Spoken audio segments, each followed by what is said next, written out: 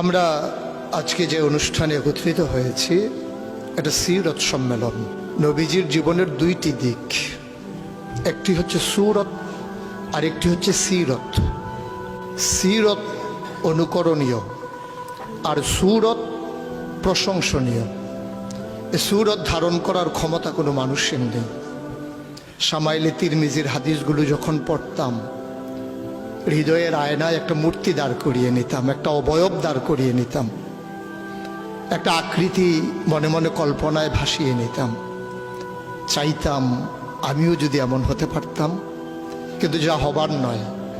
তিনি ছিলেন মধ্যম আকৃতির সুঠাম দেহের অধিকারী একটি মানুষ।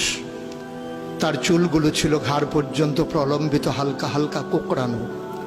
তিনি যখন চুলের ভিতরে তৈল দিয়ে আছড়াতেন, মনে হতো মৃদুমন্দ ঢেউ দেখা যায়।